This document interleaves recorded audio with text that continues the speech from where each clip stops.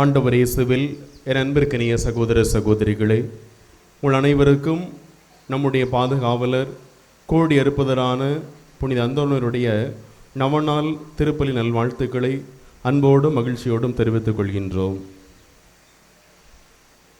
அன்பிற்கினியவர்களே, நம்முடைய பங்கு ஆலயத்தில் பார்ப்பதை போல சிலுவை வடிவத்தில் இந்த திருப்பலியானது அமைந்திருக்கின்றது. இரண்டு புறமும் நீளமாக மக்கள் இருக்கின்றார்கள். அதே போல மத்திய பகுதியிலும் அதிகமான மக்கள் இருக்கின்றார்கள். உண்மையிலே ஒரு மகிழ்ச்சியான ஒரு தருணம் இது. அன்பிற்கினியவர்களே, புனித அந்தோணியாருக்கு என்று சிறப்பாக எல்லா இடங்களிலும் ஆலயம் இருப்பதை நாம் பார்த்திருக்கின்றோம். அதற்கு நல்ல உதாரணம் நம்முடைய பங்கும் தான். நம்முடைய பங்கில் ஏற்கனவே நேற்றைய நாள்தான் நம்முடைய கிளை பங்காக நம்முடைய பக்கத்தில் இருக்கின்ற ஊரில் அந்த திருப்பலியை வைத்து நாம் திருவிழா கொண்டாடினோம். நம்முடைய இடத்திலும் வருகின்ற ஞாயிற்றுக்கிழமை நாம் திருப்பலியில் பங்கெடுத்து நம்முடைய அந்தோணியருடைய திருவிழாவை கொண்டாட இருக்கின்றோம். எனவே நம்முடைய பங்கிலே மிக சிறப்பான 2 அந்தோணியாருக்கென்ற சிற்றாலயங்கள் இருக்கின்றன. இது அந்தோணியருக்கான மகிமையாக சொல்லப்படுகின்றது. எனவே அந்தோணியார் கோடி அற்புத புதுமை வள்ளல் கோடான கோடி அற்புதங்களை நமக்கு செய்கின்றார் என்பதற்கு நம்முடைய பங்கே ஒரு தலை சிறந்த முன் உதாரணமாக இருக்கின்றது. இந்த நாளில் நாம் ஞாயிறு திருப்பலியை கொண்டாடினாலும் நாம் அந்தோணியாரை நினைத்து பார்ப்பதால் அவரை குறித்த இந்த மறையுரை பகுதிக்கு நாம் செவிமடுப்போம். இன்றைய நாளில் நான் உங்களோடு பகிர்ந்து கொள்ள இருப்பது திருப்பலியின் மீது அதீத ஆர்வம் கொண்ட புனித அந்தோணியாரை, திருப்பலியின் மீது மிகுந்த ஈடுபாடு கொண்ட புனித அந்தோணியாரை.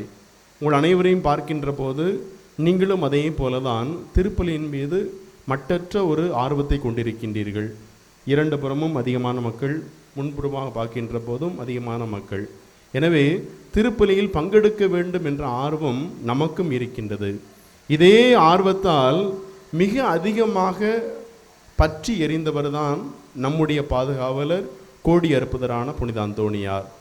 காரணம் என்னவென்றால், திருச்சபையினுடைய உச்சமாக சொல்லப்படுவது திருப்பலி தான். திருப்பலி தான் நம்முடைய திரு அவையினுடைய அச்சாரமாக இருக்கின்றது.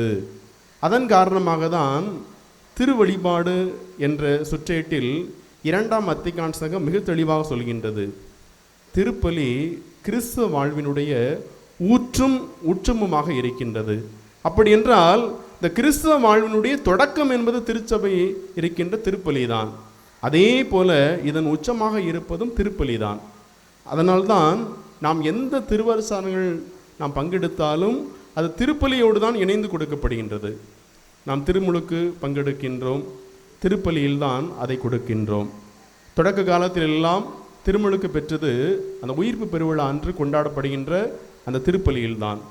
எனவே தொடக்க காலத்தில் ஒருவர் திருமுழுக்கு பெற வேண்டும் என்றால் சாம்பல் புதனன்று அதற்கான தயாரிப்பில் ஈடுபடுகின்றார். பின்பு வருகின்ற அந்த 40 நாட்களும் அதற்காக தன்னையே தயாரித்து உயிர்ப்பு பெருவிழா அன்று நடைபெறுகின்ற அந்த திருப்பலியில் தான் அவர் திருமுழுக்கு பெறுகின்றார். அப்படி என்றால் கிறிஸ்தவ வாழ்வினுடைய ஊற்று, நாம் கிறிஸ்தவ வாழ்வுக்கு அடியெடுத்து வைக்கின்றோம் இந்த திருப்பலியின் வழியாக தான். இந்த திருப்பலியில் பங்கெடுத்து நாம் திருமுழுக்கு ஞானஸ்தானம் பெறுவதின் வழியாக தான் நம்ம திருச்சபையினுடைய ஒரு அங்கமாக மாறுகின்றோம். அதே போல இந்த திருப்பலி தான் நம்முடைய கிறிஸ்தவ வாழ்வினுடைய ஒரு உச்சமாக இருக்கின்றது. அதே போல வருகின்ற எல்லா அருள் சாதனம் நினைத்து பாருங்கள், எல்லா அருள் சாதனங்களையும் நாம் திருப்பலியில் தான் பெறுகின்றோம்.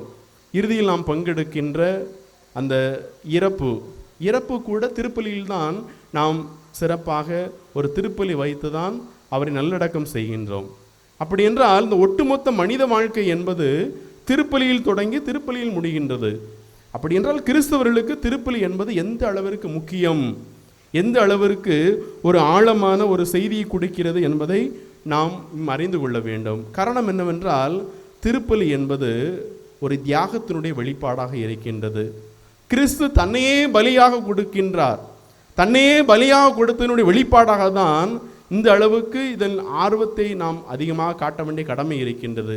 அதை தான் இயேசு கிறிஸ்து அந்த இறுதி ராவணவின் போது தன் சீடர்களுக்கு சொல்கின்றார், இதை என் நினைவாக செய்யுங்கள். இந்த உலகம் இருக்கின்ற வரை இதை என் நினைவாக செய்ய நீங்கள் கடமைப்பட்டிருக்கின்றீர்கள். எனவே அன்பிற்கினியவர்களே, இந்த திருப்பலி தான் நாம் பெற இருக்கின்ற இந்த ஒப்பற்ற செல்வம் என்று சொன்னால் அது மிகையாகாது. அதன் காரணமாக தான் புனித அகுஸ்தினார் சொல்கின்றார், நாம் திருப்பலியின் வழியாக அவர் உடலின் ஒரு சாயலாக மாறுகின்றோம். நாம் திருப்பலியில் பங்கெடுத்து நற்கருணை உட்கொள்வதின் வழியாக நாம் இயேசுனுடைய சாயலாக மாறுகின்றோம். அப்படி என்றால் அந்த திருப்பலியில் பங்கெடுத்து நற்கருணை உட்கொள்கின்ற எல்லோரிடத்திலும் இயேசு குடிகொண்டிருக்கின்றார், அவருடைய உள்ளத்தில் குடிகொண்டிருக்கின்றார். எனவே நாம் இயேசு உட்கொள்கின்ற நாம் இயேசுவாக வாழ கடமைப்பட்டிருக்கின்றோம். அதே போல ஜான் மரிய வியானி மிக அழகாக சொல்கின்றார், இந்த உலகத்தில் இருக்கின்ற எல்லா நன்மைகளையும் இணைத்தால் கூட இந்த பலி பூசைக்கு ஈடு இணை எதுவும் கிடையாதாம். இந்த உலகத்தில் இருக்கின்ற எல்லா நன்மைத்தனத்தையும் ஒரு சேர இணைத்தாலும் இந்த திருப்பலிக்கு ஈடு இணை எதுவும் கிடையாதாம். அதனால்தான் பழைய காலத்தில் ஒரு அருமையான ஒரு பாடலை பாடுவார்கள். நீங்கள் அந்த பாடலெல்லாம் கேட்டிருப்பீர்கள். நானும் பல இடங்களில் இந்த பாடலை குறித்து சொல்லியிருக்கின்றேன். பூசை பலி போல் பாக்கிய செல்வம் புவியில் இல்லையே, புவி நிரம்ப பொன் தந்தாலும் பலிக்கு ஈடில்லையே. புவி நிரம்ப பொன் கொடுத்தாலும் இந்த பலிக்கு ஈடில்லையே. அத்தகைய திருப்பலின் மீது தீவிரமான ஒரு ஆற்றலை, ஒரு ஆர்வத்தை கொண்டிருந்தவர் தான் நமது பாதுகாவலர், கோடி அறுப்பதரான புனித அந்தோணியார். அன்பிற்கினியவர்களே, நம்முடைய முன்னாள் திருத்தந்தை புனித 2ஆம் ஜான்பால் சொல்கின்றார், திருப்பலி என்பது நம்முடைய கத்தோலிக்க விசுவாசத்தினுடைய இதயமாக இருக்கின்றது. இந்த விசுவாசத்தின் இதயமாக இருக்கின்ற திருப்பலியில் பங்கெடுப்பதன் வழியாக நம்முடைய விசுவாசத்தை பார்த்துக்கொள்கின்றோம். எனவே இந்த திருப்பலியில் நாம் எப்படி இருக்க வேண்டும் என்பதையும் அவர் நமக்கு சொல்லித் தருகின்றார். ஏதோ நாம் பார்வையாளர்களாக மட்டும் இருக்கக்கூடாது, மாறாக பங்கேற்பாளர்களாக இருக்க வேண்டிய கடமை இருக்கின்றது. வழக்கமாக நாம் வீடுகளில் வருகின்ற போது நான் பூசைக்கு போகிறேன், நான் பூசை பார்க்க போகிறேன், பூசை பார்ப்பது அல்ல, மாறாக நாம் திருப்பலியில் பங்கெடுக்க கடமைப்பட்டிருக்கின்றோம். அப்படி என்றால் இங்கு நடைபெறுகின்ற இந்த திருப்பலி கொண்டாட்டத்தில் நாம் முழுமையாக ஈடுபட வேண்டும். ஏதோ நான் திருப்பலிக்கு போனேன், பார்த்தேன், நற்கருணை வாங்கினேன், வீட்டுக்கு போனேன் என்பது அல்ல, மாறாக இதில் நான் என்னையே எப்படி ஈடுபடுத்திக் கொள்கின்றேன் என்ற ஒரு விதத்தில் நாம் இதில் பங்கெடுக்க கடமைப்பட்டிருக்கின்றோம். அன்பிற்கினியவர்களே, புனித அந்தோணியருடைய வாழ்வில் அனைத்து புதுமைகளுக்கான ஒரு பிறப்பிடம் இந்த திருப்பலி தான். அதன் காரணமாக தான் இந்த நாளில் திருப்பலியின் மீது அதீத ஆர்வம் கொண்ட புனித அந்தோணியார் என்று சிந்தித்துக் கொண்டிருக்கின்றோம். புனித அந்தோணியார் கோடி அற்புதர். 13 புதுமைகள் சிறப்பாக சொல்லப்படுகின்றது. அவர் புதுமை வள்ளல். கோடான கோடி அற்புதங்களை ஒவ்வொரு நாளும் நமக்கு தந்து கொண்டிருக்கின்றார். அதற்கெல்லாம் முக்கியமான காரணம் என்னவென்றால் அவர் திருப்பலியில் பெற்ற ஒரு ஆற்றல் தான். அதை தான் புனித அன்னை தெரசாவும் தன்னுடைய வாழ்க்கையில் குறிப்பிடுகின்றார். நான் என் வாழ்க்கையில் செய்கின்ற எல்லா பணிகளுக்குமான அந்த ஆற்றலை இந்த திருப்பலியிலிருந்து பெற்றுக்கொள்கின்றேன். இந்த திருப்பலியை பங்கெடுப்பதன் வழியாக நான் ஒவ்வொரு நாளும் காலையில் அந்த ஆற்றலை நான் நிறைவாக பெற்றுக்கொள்கின்றேன். அதே போல தான் செய்கின்ற எல்லா புதுமைகளுக்கும் அச்சாரமாக இருப்பது திருப்பலி தான். அதன் காரணமாக தான் புனித அந்தோணியார் திருப்பலிக்கு தன்னுடைய முழு நேரத்தை கொடுத்தார். புனித அந்தோணியருடைய வாழ்க்கையில் நடந்த புதுமைகள் இதற்கு நல்ல ஒரு உதாரணமாக இருக்கின்றது. அன்பிற்கினியவர்களே, புனித அந்தோணியார் ஒரு நாளும் திருப்பலிக்கு செல்வதற்கு தவறுவதே கிடையாது. அதாவது அவர் இருந்த அந்த பங்கில் காலையில் அதிகாலையில் திருப்பலி இருக்கும். அதிகாலை என்றால் சூரியன் எழுவதற்கு முன்பாக அந்த கருக்களில் திருப்பலிக்கு அவர் தன் வீட்டிலிருந்து நடப்பயணமாக மேற்கொள்ள வேண்டும். அவ்வாறு காலையில் எழுந்தவுடனே திருப்பலிக்கு மிக ஆர்வமாக ஓடுவார். இதே போல ஒரு முறை தன்னுடைய காலையில் வீட்டில் எழுந்தவுடனே மிக வேகமாக அவர் திருப்பலியில் பங்கெடுப்பதற்காக போகின்றார். அப்போது சற்று கருங்கலாக தான் இருக்கின்றது, பார்ப்பதற்கு எதுவும் தெரியவில்லை. உடனே அந்தோணியார் வேகமாக திருப்பலியில் நாம் தொடக்கத்தில் பங்கெடுக்க வேண்டும் என்ற ஒரு ஆர்வத்தோடு செல்கின்றார். எதிர்பாராத விதமாக அவர் முன்பாக ஒரு பெண்மணி ஆனவர் ஒரு குடத்தில் தண்ணீர் சுமந்து கொண்டு வருகின்றார். அப்போது அவர் மீது மோதி விடுகின்றார். ஆனால் அந்த குடம் கீழே உடைந்து விட்டது. ஆனால் அந்தோணியார் அந்த நேரத்தில் அதை பார்க்கவில்லை. காரணம் என்னவென்றால் அவர் திருப்பலியில் நாம் முழுமையாக பங்கெடுக்க வேண்டும் என்ற ஆர்வத்தில் அவர் விரைந்து போய்விட்டார்.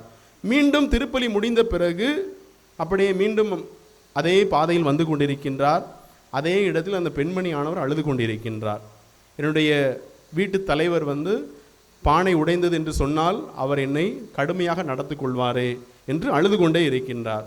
உடனே புனித அந்தோணியார் என்ன செய்கின்றார்? திருப்பலியில் தான் பெற்ற ஆற்றலை வைத்து அவர் ஜெபிக்கின்றார். அந்த பானைகள் எல்லாம் ஒரு சேர வைத்து ஜெபித்த உடனே மீண்டும் புதிய பொலிவுடன் அந்த பானை வருகின்றது. இது திருப்பலியில் அவர் பெற்ற அந்த ஆற்றலுடைய ஒரு வெளிப்பாடு என்று சொல்லப்படுகின்றது. எனவே திருப்பலியில் அவர் எந்த அளவிற்கு ஆற்றலோடு பங்கெடுக்க வேண்டும் என்று செயல்பட்டாரோ அதே போல அவருடைய வாழ்க்கையில் புதுமைகள் நடந்தன என்பதற்கு ஒரு நல்ல உதாரணம். இதே போல ஒரு நாள் மாலை வேளையில் அன்று திருப்பலி, மாலை வேளையில் பங்கெடுக்க வேண்டும் என்றால் திருப்பலியில் பங்கெடுப்பதற்கு முன்பாக அவருக்கென்று பல்வேறு கடமைகள்லாம் இருக்கின்றது. அவருடைய தந்தை அவருக்கென்று ஒரு பெரிய பயிர் செய்கின்ற இடமெல்லாம் இருந்தது. ஒரு நாள் மாலை வேளையில் தந்தையானவர் மார்க்கெட்டிற்காக செல்ல வேண்டிய ஒரு சூழல். உடனே தன்னுடைய மகன் அந்தோணியரிடம் சொல்கின்றார், இந்த வயல்வெளியில் பறவைகள் எல்லாம் நீ பார்த்து கொள்ள வேண்டும், அதிகமான பயிர் போடப்பட்டிருக்கின்றது, மாலை நேரத்தில் தான் எல்லா பறவைகளும் வயல்வெளிக்கு வந்து அந்த பயிர்களை கொத்தி தின்கும், எனவே நீ காவல் செய்ய வேண்டும். தந்தை அவர் சொல்லிவிட்டு நான் மாலையில் வந்து விடுவேன், நீ அதற்கடுத்து திருப்பலிக்கு செல்லலாம். ஆனால் தந்தை வருவதற்கு சற்று தாமதமாகிவிட்டது. இங்கு நேரம் ஆகிக்கொண்டிருக்கின்றது. புனித அந்தோணியாருக்கு திருப்பலியில் எப்படியாவது பங்கெடுக்க வேண்டும் என்ற ஆர்வம். என்ன செய்ய முடியும்? உடனே புனித அந்தோணியார் என்ன செய்கின்றார்? அந்த வானத்து பறவைகளை நோக்கி ஜெபிக்கின்றார். வானத்து பறவைகளை நோக்கி ஜெபித்து விட்டு அவை அனைத்தையும் அங்கு பக்கத்தில் இருக்கின்ற அந்த மாடத்தில் அடைத்து விடுகின்றார். பிறகு மீண்டும் அவர் திருப்பலிக்கு உரிய நேரத்தில் சாயங்காலத்தில் சென்று விடுகின்றார். இப்போது திருப்பலி முடிந்து மீண்டும் திருப்பி வருகின்றார். அவருடைய தந்தையானவர் மார்க்கெட்டிலிருந்து வீட்டிற்கு வந்து கொண்டிருக்கின்றார். இப்போது தந்தைக்கு தன்னுடைய மகனை பார்த்த உடனே ஒரே சிந்தனை, வயலில் இருக்கின்ற எல்லா பயிர்களும் நாசமாயிருக்குமே, எல்லா பறவைகளும் அதை கொத்தி தின்றிருக்குமே என்று பார்க்கின்றார். உடனே புனித அந்தோணியார் நேராக தன்னுடைய வயல்வெளிக்கு செல்கின்றார். அங்கு அடைக்கப்பட்டிருந்த அந்த பறவைகளை அப்போதுதான் திறந்து விடுகின்றார். உடனே இவருடைய தந்தையானவர் இதை பார்க்கின்றார்.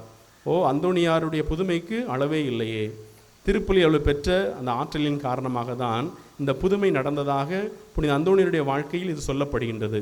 எனவே அன்பிற்கினியவர்களே, திருப்பலியில் அவர் பங்கெடுக்க வேண்டும் என்ற ஆர்வத்தின் காரணமாக புனித அந்தோணியாருடைய வாழ்க்கையில் எல்லா புதுமையும் நடந்து கொண்டு இருக்கின்றது. இதற்கெல்லாம் உச்சமாக தான் அவருடைய வாழ்க்கையில் நாம் இன்று நினைத்து பார்க்கின்ற ஒரு புதுமை. உங்களுக்கெல்லாம் கேள்விப்பட்டிருப்பீர்கள், அந்தோணியார் சட்டம் என்று ஒரு படத்தினை பார்த்திருப்பீர்கள். அதற்கு பின்புறமாக ஒரு ஜபத்தினை எழுதப்பட்டிருக்கும். யாருக்கா தெரியுமா அந்த ஜபம் என்னன்னு? அதற்கு பின்பக்கமாக ஒரு ஜபம் எழுதப்பட்டிருக்கும். நீங்களும் இப்போதும் பல இடங்களில் போனீங்கன்னா அந்த படமானது விற்பனைக்கு வைக்கப்பட்டிருக்கும். அதற்கு பின்பாக ஒரு ஜபம் வைக்கப்பட்டிருக்கும். இதோ ஆண்டவருடைய சிலுவை, சத்துருக்களே ஓடி ஒளியுங்கள், யூதா கோத்திரத்தின் சிங்கம், தாவீதின் சன்னதி ஜெயம் கொண்டது, அல்லேலூயா. நீங்கள் அடுத்த முறை எங்கேயா போனீங்கன்னா அந்த ஜபத்தை பாருங்கள். உங்கள் வீடுகளில் கூட பல இடங்களில் இந்த படமானது வைக்கப்பட்டிருக்கும். இந்த ஜபத்தினுடைய வெளிப்பாடு என்பது அவர் திருப்பலியில் ஆர்வத்தோடு செயல்பட்டதின் காரணமாக நிகழ்ந்தது என்று சொன்னால் மிகையாகாது. புனித அந்தோணியார் சிறு பிள்ளையாக இருக்கின்ற போது இதே போல் பீடத்தில் பணி செய்வதற்கு ரொம்ப ஆசைப்படுவார். முதலாக அவர் திருப்பலியில் பங்கெடுக்க கண்ட ஆர்வத்தை இந்த பீடச் சிறுவரிடமிருந்து தான் பெற்றுக்கொண்டாராம். அந்த அளவிற்கு அவர் பீடச் சிறுவனாக அந்த திருப்பலியில் பங்கெடுக்க வேண்டும் என்ற ஒரு ஆவல் அவரிடம் இருந்தது. ஒவ்வொரு நாளும் இதே போல பீடச் சிறுவனாக அவர் பங்கெடுத்து கொண்டிருக்கின்ற போது அவரை சத்துரு தொந்தரவு செய்து கொண்டே இருப்பான். எப்படி என்றால், திருப்பலி முக்கியமான நேரத்தில் அவர் எப்படியாவது திசை மாற்றிவிடலாம் என்பதற்காக அவருடைய இரண்டு புறமும் சத்துரு அவரை துன்பப்படுத்தும். இதன் நிகழ்வை நாம் புனித அந்தோணியருடைய படத்திலும் பார்க்கலாம். திரைப்படமாக இருக்கின்ற அதில் கூட பார்க்கலாம். அவர் சிறுவனாக இருக்கின்றார். திருப்பலியில் பங்கெடுத்து கொண்டிருக்கின்ற போது சாத்தான் அவரை இரண்டு புறமும் அப்படியே அச்சுறுத்துவதும் பயம் காட்டுவது. இதை பார்த்து அந்தோணியார் எப்படியாவது அங்குமிங்கும் திரும்பி விடுவார், திருப்பலியில் அவருடைய கவனம் சிதறிவிடும் என்பதற்காக அவ்வாறு செய்யும். இது வெகு நாளாக நடந்து கொண்டே இருக்கின்றது. ஒரு நாள் புனித அந்தோணியார் தன்னுடைய ஆன்மீக குருவிடம் சொல்கின்றார், நான் திருப்பலியில் இவ்வாறு பங்கெடுக்க வேண்டும் என்று ஆசைப்படுகின்றேன், ஆனால் திருப்பலியில் நான் பங்கெடுக்கின்ற போது சாத்தான் என்னை இப்படி தொந்தரவு செய்து கொண்டிருக்கின்றார். அப்போதுதான் அந்த ஆன்மீக குரு அவருக்கு சொல்கின்ற ஒரு அறிவுரை, அடுத்த முறை இப்படி உன்னை சாத்தான் தொந்தரவு செய்தால் நீ செய்ய வேண்டியது வேறு ஒன்றுமல்ல, ஒரு சிலுவை அடையாளத்தை வரைந்து இந்த ஜபத்தை சொல்லு. ஒரு சிலுவை அடையாளத்தை எந்த சைடு சாத்தான் அச்சுறுத்துகின்றதோ அந்த பக்கமாக சிலுவை அடையாளத்தை வரைந்து இந்த ஜபத்தை சொல்லு. அந்த ஜபத்தினுடைய தான் இதோ ஆண்டவருடைய சிலுவை, சத்துருக்களே ஓடி ஒளியுங்கள், யூதா கோத்திரத்தின் சிங்கம், தாவீதின் சந்ததி ஜெயம் கொண்டது, அல்லேலூயா. இந்த ஜெபத்தினை நாம் சொல்கின்ற போது நாமும் தீமையின் ஆவியிலிருந்து விடுவிக்கப்படுகின்றோம், சாத்தானின் தொல்லையிலிருந்து விடுவிக்கப்படுகின்றோம். அதன் காரணமாக தான் நமது வீடுகளிலும் இந்த ஜெபத்தினை வாங்கி நாம் நம்ம சுவர்களில் மாட்டியிருக்கின்றோம். அப்படி என்றால் திருப்பலியில் அவர் பங்கெடுத்த அந்த ஆர்வத்தின் காரணமாக தான் தீய சக்திகளை முறியடிக்கின்ற ஆற்றலை பெற்றார். இன்றும் பல இடங்களில் பாருங்கள், புனித அந்தோணியார் திருத்தலங்கள் எங்கெல்லாம் இருக்கின்றதோ அங்கெல்லாம் தீமையான சக்திகளை அவர் விரட்டி ஓட்டுகிறார் என்று நாம் பார்த்திருக்கின்றோம். நானும் புளியம்பட்டி புனித அந்தோணியார் ஆலயத்தில் 2 ஆண்டுகள் இருந்திருக்கின்றேன். அந்த ஆலயத்தில் நான் பணி செய்கின்ற போது எனக்கு கொடுக்கப்பட்ட ஒரு அருமையான பணி என்னவென்றால், அங்கு இவ்வாறு தீய ஆவியால் பாதிக்கப்பட்டவர்கள் வருகின்ற போது அவர்களை குறித்து நான் அறிந்து கொள்வது. பகல் நேரத்தில் அங்கு கட்டி வைக்கப்பட்டிருக்கின்ற அந்த தீ ஆவியில் கட்டி பிடித்தவர்களை சென்று அவர்களோடு நான் உரையாடுவேன். எப்படி இந்த ஆவியால் அவர்கள் அலக்களிக்கப்படுகின்றார்கள், எப்படி புனித அந்தோணியார் அவர்களுக்கு சுகத்தினை கொடுக்கின்றார். அப்படி என்றால் தீய ஆவியை விரட்டுகின்ற ஆற்றலை புனித அந்தோணியார் இந்த திருப்பலியினுடைய ஆற்றலிலிருந்து பெற்றுக்கொண்டார். எனவே புனித அந்தோணியார் திருப்பலியின் மீது அதீத ஆர்வம் கொண்டார் என்று சொன்னால் அது மிகையாகாது. எனவே அன்பிற்கினியவர்களே, அதே போல நாமும் இந்த திருப்பலியில் தகுந்த தயாரிப்போடு பங்கெடுக்க வேண்டும் என்பதை தான் இந்த நாளில், இந்த ஞாயிறு வழிபாட்டில் நாம் பெற்றுக்கொள்கின்றோம். அதன் காரணமாக தான் விவிலியத்தில் ஒரு அருமையான ஒரு இறைவார்த்தையை பார்க்கின்றோம். மத்தேயு நற்செய்தி 5ஆம் அதிகாரம் 23, 24 இறைவார்த்தையில் நம் ஆண்டவர் இயேசு கிறிஸ்து மிக தெளிவாக சொல்கின்றார், நீ பலிபீடத்திற்கு பலி செலுத்த வரும்போது உனக்கு யார் மீதாவது மனத்தாங்கல் உள்ளது என்று நீ நினைவுட்டால் உனது பலி பொருட்களை அங்கேயே விட்டுவிட்டு முதலில் அவரோடு சென்று நல்லுறவை ஏற்படுத்திவிட்டு பிறகு வந்து பலி செலுத்தவா. அப்படி என்றால் இந்த திருப்பலியில் பங்கெடுக்க வேண்டும் என்ற மனநிலையை நாம் சுட்டி காட்டப்படுகின்றது. நாம் எத்தகைய உள்ளத்தோடு இதில் பங்கெடுக்க வேண்டும்? எனவே தூய்மையான உள்ளத்தோடு நாம் திருப்பலியில் பங்கெடுக்க வேண்டிய கடமை இருக்கின்றது. அதன் காரணமாக தான் தொடக்க திருவையில் சொல்லப்பட்டது, நல்ல பாவ சங்கீதனம் செய்து திருப்பலியில் பங்கெடுப்பது. தகுந்த தயாரிப்போடு இந்த திருப்பலியில் பங்கெடுக்கின்ற போது நாம் இந்த திருப்பலியினுடைய இந்த மட்டற்ற ஆற்றலை நாம் பெற்றுக்கொள்கின்றோம். எனவே அன்பிற்கினியவர்களே, நாம் திருப்பலியில் பங்கெடுக்க வேண்டும் என்ற ஆர்வம் தூய உள்ளத்தோடு நாம் பங்கெடுக்க வேண்டும் என்பதை நமக்கு சொல்லித் தருகின்றது. நாமும் தினந்தோறும் இந்த திருப்பலியில் பங்கெடுக்கின்றோம். நாம் எத்தகைய உள்ளத்தோடு பங்கெடுக்கின்றோம்? போட்டி, பொறாமை, வெறுப்பு, தீமையான உள்ளத்தோடு நாம் பங்கெடுத்தோம் என்றால் நாம் இந்த திருப்பலியினுடைய மகிமையை பெற்றுக்கொள்ள முடியாது. மாறாக இந்த நன்மைத்தனத்தோடு அந்த உள்ளத்தில் நாம் கொண்டிருந்தோம் என்றால் இந்த திருப்பலியில் இருக்கின்ற அந்த மட்டுமீறிய அந்த ஆற்றலை நாம் பெற்றுக்கொள்ளலாம். இரண்டாவது, இந்த திருப்பலியில் நாம் முழுமையாக பங்கெடுக்க வேண்டிய கடமை இருக்கின்றது. நம்முடைய திருச்சபை நமக்கு வேண்டுகோள் விடுக்கின்றது, நீங்கள் திருப்பலியில் முழுமையாக பங்கெடுக்க வேண்டும். குறிப்பாக ஞாயிறு திருப்பலிகள், கடன் திருப்பலிகள், தினந்தோறும் நடக்கின்ற திருப்பலியில் நாம் பங்கெடுக்க வேண்டிய கடமை இருக்கின்றது. இதில் எப்படி முழுமையாக கலந்து கொள்ள வேண்டும் என்றால் திருப்பலியில் தொடக்க முதல் இறுதி வரை பங்கெடுப்பது. இன்றையெல்லாம் பார்த்தோம் என்றால் நம்முடைய பங்கு தந்தை அவர்கள் இந்த திருப்பலியானது சரியாக 6:30 மணிக்கு தொடங்கும் என்று சொன்னார்கள். ஆனால் இங்கு 6:45 மணிக்கு தான் தொடங்கினோம். தந்தை சொன்னார், இன்னும் சற்று நேரம் காத்திருப்போம், மக்கள் எல்லோரும் வந்து விடுவார்கள், பிறகு அதற்கு அடுத்து நாம் பங்கெடுக்கலாம், திருப்பலியை நிறைவேற்றலாம். காரணம் என்னவென்றால் இந்த திருப்பலியில் இறை மக்கள் அனைவரும் முழுமையாக கலந்து கொள்ள வேண்டும். ஆனால் தினந்தோறும் நாம் நடைபெறுகின்ற திருப்பலியிலும் இதே ஆர்வத்தோடு நாம் பங்கெடுக்க வேண்டும். திருப்பலியில் முதலில் ஆரம்பிக்கின்ற அந்த தொடக்க வழிபாட்டிலிருந்து நாம் தொடக்க வழிபாட்டில் நாம் வருகை பாடலோடு இந்த பவனியை தொடங்குகின்றோம். அதில் இருந்து நாம் நிறைவோடு நாம் பங்கெடுக்க வேண்டிய கடமை இருக்கின்றது. சிலர் எல்லாம் திருப்பலியில் நற்கருணை வாங்குவதற்கு மட்டும்தான் வருவார்கள். ஆனால் திருப்பலி மிக முக்கியமான நேரம் இறைவார்த்தை பகிர்வு. இறைவார்த்தை பகிர்வு இல்லாமல் நற்கருணை கொண்டாட்டம் இல்லை. இறைவார்த்தை பகிர்வில் நாம் ஈடுபடாமல் நற்கருணை பங்கெடுப்பில் நாம் ஈடுபதற்கு தகுதியற்றவர்கள். எனவே இறைவார்த்தையை நாம் எந்த அளவுக்கு கேட்கின்றோமோ அதை பொறுத்துதான் நாம் பெறுகின்ற நற்கருணை நம் உள்ளத்தை மாற்றும், நமது வீடுகளில் நமது குடும்பத்தில் மாற்றத்தினை கொண்டு வரும். அதே போல சிலர் நற்கருணை பெற்றவுடனே என்ன செய்வார்கள்? அப்படியே வீட்டுக்கு போய் விடுவார்கள். இறுதியாக இருக்கின்ற ஆசியில்தான் கடவுள் உங்களை நிறைவோடு அனுப்புகின்றார். எனவே இந்த திருப்பலியில் தொடக்கம் முதல் இறுதி வரை நாம் முழுமையாக பங்கெடுக்க வேண்டிய கடமை இருக்கின்றது. அதன் காரணமாக தான் நான் தொடக்கத்திலே சொன்னேன், திருப்பலி என்பது பார்வையாளருக்கான நேரம் அல்ல, மாறாக பங்கெடுக்க வேண்டும். இங்கு நடைபெறுகின்ற இந்த திருப்பலியில் நான் எப்படி என்னையை ஈடுபடுத்திக் கொள்கின்றேன், இந்த ஜபத்தில் என்னையை நான் எப்படி ஐக்கியப்படுத்திக் கொள்கின்றேன், இதில்தான் உண்மையான திருப்பலியின் ஒரு ஆற்றல் அடங்கி இருக்கின்றது. எனவே அன்பிற்கினிய சகோதர சகோதரிகளே, நம்முடைய பாதுகாவலர் கோடி அற்புதரான புனித அந்தோணியாருக்கு நாம் நவநாள் திருப்பலி எடுத்து சிறப்பித்துக் கொண்டிருக்கின்றோம். அவர் திருப்பலியின் மீது மட்டற்ற ஒரு ஆர்வம் கொண்டிருந்தார், அதீத பற்று கொண்டிருந்தார். அதே போல நம்முடைய வாழ்க்கையிலும் அந்த பற்று இருக்க வேண்டும். அந்த பற்று நம்முடைய வாழ்க்கையிலும் இருக்கின்றது. அந்த பற்று முழுமையானதாக இருக்கின்றதா? முழுமையாக நான் ஈடுபட வேண்டும், தகுந்த தயாரிப்போடு பங்கெடுக்க வேண்டும். எனவே அன்பிற்கினிய சகோதர சகோதரிகளே, நாமும் நம்முடைய வாழ்க்கையில் புனித அந்தோணியாரை போல திருப்பலியில் நாம் பங்கெடுப்பதில் முழுமையாக பற்றற்ற ஒரு ஆர்வத்தோடு பங்கெடுப்போம். அதற்கு தேவையான அருள் வேண்டி தொடர்ந்து திருப்பலியில் பங்கெடுப்போம். ஆமேன்.